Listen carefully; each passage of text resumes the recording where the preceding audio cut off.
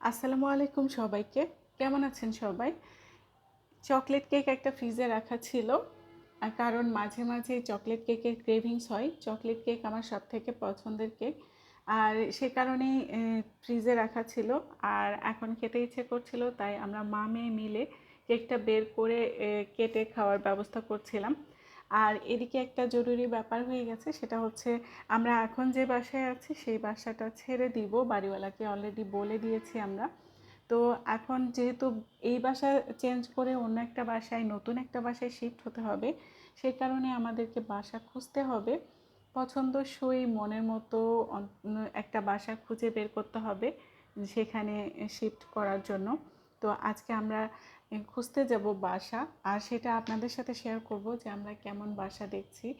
তো সেটা অবশ্যই এই ভিডিওতে আপনাদের সাথে শেয়ার করব। আর এই যে দেখছেন আফিন একটা বড় সড়ো কিন্ডার জয় খুলে তার ভেতরে কি আছে সেটা বের করছে। এই জিনিসটা যে আমরা কেন কিনে দেই মা বাবারা বাচ্চাদেরকে, আমি বুঝি না। কারণ এটার প্রাইসও অনেক বেশি, আর এটার ভেতরে আসলে তেমন কাজের কিছুই থাকে না। বিশেষ করে খেলনা টাইপের যেগুলো দেওয়া হয় সেগুলো আসলে কাজের তেমন কাজের কোনো খেলনাই না। আর চকলেট যেগুলো থাকে সেগুলো পরিমাণে খুবই কম থাকে, আর অনেক বেশি সুইট, অর্থাৎ সুগারের পরিমাণ অনেক বেশি। বাচ্চাদেরকে চকলেট তো দিতেই হয়, বাট যেসব চকলেটের সুগারের পরিমাণ অনেক বেশি থাকে, অনেক বেশি সুগারি হয়ে থাকে, সেগুলো অ্যাভয়েড করা উচিত। আর এই একই কারণে আমি এই চকলেটটা আফসিনকে একদমই কিনে দিতে চাই না। বাট সবগুলোতে এমনভাবে এগুলো সাজানো থাকে যে বাচ্চারা দেখলেই সেটা কেনার জন্য জেদ করে। আর আফসিনও তাই, ওটা চোখে ওর পড়ে আর সাথে সাথে সে ওটা নেওয়ার জন্য জিদ করে। বাট ম্যাক্সিমাম টাইমে আমি ওটা অ্যাভয়েড করি বা ওর কনসেন্ট্রেশন অন্যদিকে ডাইভার্ট করে দিই। সুগার ফ্রি ডার্ক চকলেটগুলো বাচ্চাদেরকে দেওয়া সব থেকে বেশি সেফ, আর আমি সেটাই চেষ্টা করে থাকি। এখানে আমি চিকেন রান্না করছিলাম। ইদানিং আমি এভাবে চিকেন রান্না করি, আর এভাবে চিকেন রান্না করলে খেতে অনেক বেশি মজা হয়। আমি কখনো আপনাদের সাথে এর ফুল রেসিপিটা শেয়ার করব ইনশাআল্লাহ। তো প্রথমে যেটা করতে হয়, চিকেনটা আলাদা করে মশলা দিয়ে মেরিনেট করে রাখতে হয়। তারপর সেটা তেলে আগে ভেজে নিতে হয়, তারপর ভেজে তুলে নিয়ে তেলের মধ্যে পেঁয়াজ, তারপর বাকি মশলা দিয়ে, পেঁয়াজ রসুন বাকি মশলা দিয়ে কষিয়ে নিয়ে তারপর এর মধ্যে আগে মশলা মাখিয়ে ভেজে রাখা চিকেন এবং আলুগুলো এর ভেতরে দিয়ে দিতে হয়। আলুটা অপশনাল, আলু ছাড়াই এটা নর্মালি রান্না করলে বেশি মজা হয়, বাট আজকে আমি আলু সাথে দিয়েছি। তারপর এইভাবে মশলার সাথে আবার কষিয়ে নিয়ে তারপর রান্না হওয়ার জন্য, সিদ্ধ হওয়ার জন্য একটু পানি দিতে হয়। তারপর পানি দিয়ে জাস্ট মাখা মাখা করে সেটা রান্না করে নিলেই তৈরি হয়ে যায় খুবই মজার সুস্বাদু একটা চিকেন। এটা অনেক অনেক মজার। আমি রেসিপিটা আপনাদের সাথে নিশ্চয়ই শেয়ার করব, আপনারা অবশ্যই ট্রাই করবেন। বিকেলের দিকে আমরা চলে এসেছি বাসা খুঁজতে। তো এটা হচ্ছে বাসার লিভিং এরিয়া। যে বাসাটাতে আমি আসছি, এই বাসাটা একদম নিউ, নতুন হয়েছে, এখনও কেউ উঠেনি এ বাসায়। তো এটা হচ্ছে লিভিংয়ের সাথে বেশ বড় সড়ো একটা জানালা আছে, যেটা খুবই ভালো আলো বাতাস আসার জন্য। লিভিংয়ের সাথে বড় জানালা থাকলে, আলো বাতাস আসার ব্যবস্থা থাকলে খুবই ভালো লাগে। ওটা ছিল কমন ওয়াশরুম। আর এটা হচ্ছে 3 নাম্বার বেডরুম। এটা 3 বেডের একটা বাসা। তার সাথে 3 নাম্বার বেডরুমের সাথে ছোট্ট একটা ব্যালকনি আছে। আমাদের দরকার ছোট্ট সুন্দর একটা বাসা। এখন আমরা যে বাসায় আছি সেই বাসাটা অনেক বড়। তো এটা হচ্ছে কিচেনটা মোটামুটি সুন্দর, আর মোটামুটি মিডিয়াম সাইজের একটা কিচেন।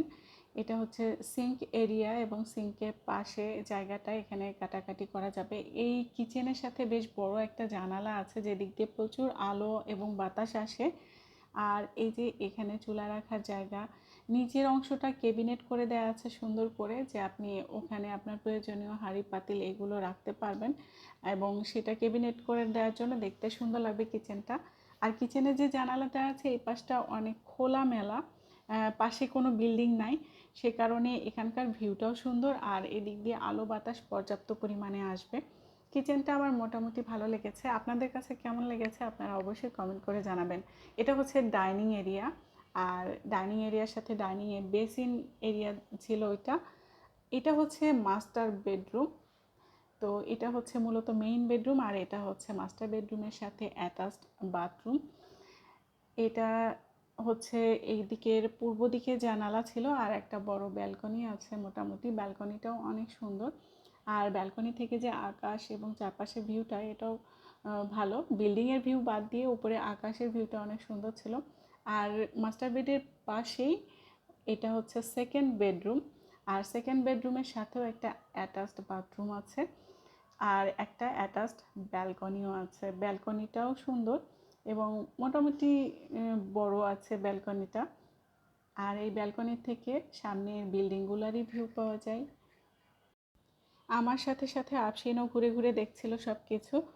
এটা হচ্ছে সেকেন্ড বাসা, আরেকটা বাসা আমরা দেখতে গিয়েছি, আর সেটার লিভিং এরিয়া হচ্ছে এটা। আর এই পাশে হাতের বামে এটা হচ্ছে ডাইনিং এরিয়া। তো প্রথম, আর এটা হচ্ছে ডাইনিংয়ের সাথে বেসিন। বাসাটা একটু পুরাতন, একদম নিউ মেড বাসা না, সে কারণে দেয়ালগুলো কালার করতে হবে। এটা হচ্ছে কমন ওয়াশরুম, একদম গেটের সাথে, দরজার সাথে। আর কমন ওয়াশরুমের পাশেই হচ্ছে 3 নাম্বার বেডরুম। এটাও 3 বেডের বাসা, এবং এই বাসারও তিন পাশেই বেশ খোলামেলা। এটা হচ্ছে অ্যাটাচড ওয়াশরুম এই বেডরুমের সাথে, এবং এর সাথে সুন্দর একটা ব্যালকনি আছে। ব্যালকনিটা অনেক লম্বা একটা ব্যালকনি। এখানে কাপড় শুকিয়ে অনেক মজা পাওয়া যাবে, কারণ এখানে অনেক রোদ বাতাস থাকবে। আর ব্যালকনি থেকে ভিউটাও কিন্তু খারাপ না, কারণ এই বিল্ডিংয়ের এই পাশটা এবং আরেক পাশটা খালি, এ কারণে আলো বাতাস প্রচুর আসে এবং ভিউটাও ভালো আসে। তো এটা হচ্ছে লিভিং এরিয়া। লিভিংয়ের সাথে একটা বড় সড়ো জানালা আছে, আর সেখান থেকে ভিউটা এরকম বেশ খোলামেলা। এদিক দিয়ে আলো বাতাস প্রচুর আসবে। আমার খোলামেলা বাসা বেশি পছন্দ, বিশেষ করে আলো বাতাসে ভরপুর বাসা পছন্দ। আর সে কারণে আমি চাচ্ছিলাম যে বাসার আশেপাশে বদ্ধ যেন না হয়, চারদিক থেকে বিল্ডিং থাকবে এরকম বাসা যেন না হয়। তো এটা হচ্ছে সেকেন্ড বেডরুম। সেকেন্ড বেডরুমটাও বেশ বড় সড়ো আছে, এটার সাথে ব্যালকনি নেই, একটা বড় জানালা আছে। এই তো, আর জানালা দিয়ে নিচের ভিউটা এরকম। পাশেই একটা রাস্তা আছে, এখানে অনেকগুলা গ্রোসারি শপ আছে। তো গ্রোসারি শপ কেনাকাটা এখান থেকে কাছ থেকেই করা যাবে। আফসিন নেচে নেচে বেড়াচ্ছিল। যাই হোক, এই বাসাটা অনেক খোলামেলা ছিল, আলো বাতাস প্রচুর, দিনের বেলা অনেক আলো বাতাস আসে। এটা হচ্ছে মাস্টার বেডরুম। মাস্টার বেডরুমের সাথে এই পাশে বড় একটা জানালা আছে, এই পাশে ব্যালকনি আছে, এবং এই পাশে অ্যাটাচড ওয়াশরুম সেটা আছে। এটা হচ্ছে জানালা থেকে ভিউ। জানালা থেকে ভিউটা খারাপ না। আর এটা হচ্ছে ব্যালকনি। ওয়াশরুমের টাইলসের কালার গ্রিন হলে আমার একদমই বাজে লাগে, আমার ভালো লাগে না। তো এই ওয়াশরুমটা আমার পছন্দ হয়নি একদমই। ওয়াশরুমের টাইলস কেন গ্রিন কালার হবে? আর এটা হচ্ছে ব্যালকনি। চলুন ব্যালকনি দেখে আপনাদেরকে। তো ব্যালকনিটা মোটামুটি বড় আছে, এবং বসে থেকে চা কফি খাওয়ার জন্য, প্লাস এখানে আফসিন খেলতে পারবে। সেজন্য পর্যাপ্ত আলো বাতাস আছে এবং খোলামেলা, এজন্য খুব ভালো। আর শীতের দিনে রোদও পাওয়া যাবে। বাসা হচ্ছে এমন একটা জায়গা যেখানে দিনের বেশিরভাগ সময় আমাদেরকে থাকতে হবে, আর সেটা যদি খোলামেলা না হয়, আলো বাতাস ভালো না আসে, তাহলে ওই বাসায় থেকে আসলে শান্তি পাওয়া যায় না। তো এটা হচ্ছে ডাইনিং স্পেসটা, আর সেটার সাথে এখানে কিচেন আছে। কিচেনটা মোটামুটি পছন্দ হয়েছে আমার, তবে আমি এর থেকেও বেটার কিচেন চাচ্ছিলাম। সে কারণে পরে আরও বাসা দেখেছি। তো এখানে ক্যাবিনেটের ব্যবস্থা ছিল না, এখানে শেলফ করে দেওয়া ছিল। বাট টাইলসের কালারগুলো সাদা হবার জন্য কিচেনটা বেশ আলো আলো ছিল, এটা আমার ভালো লেগেছে। আর কিচেনে বড় একটা জানালা আছে, যেটা দিয়ে অনেক আলো আসছিল কিচেনের মধ্যে। আমার এই ব্যাপারটাও খুবই ভালো লাগে, কিচেনে বড় জানালা থাকবে, কিচেনে অনেক ন্যাচারাল আলো আসবে, ন্যাচারাল লাইট আসবে, এটা আমার খুবই পছন্দ। তবে সব সময় সেটা সুবিধা মতো পাওয়া যায় না, কারণ সব বাসায় আপনি কিচেনের ন্যাচারাল লাইটটা আপনি পাবেন না। কারণ দেখা যাচ্ছে জানালাই থাকে না, থাকলে অনেক ছোট থাকে, অথবা কিচেনের জানালার পাশে আরেকটা বিল্ডিং থাকে। আজকের মতো আমাদের বাসা খোঁজার পর্ব শেষ। কোন বাসাটা আপনাদের ভালো লেগেছে এই দুইটা বাসার মধ্যে কমেন্ট করে জানাবেন। সবাই অনেক ভালো থাকবেন। আল্লাহ হাফিজ।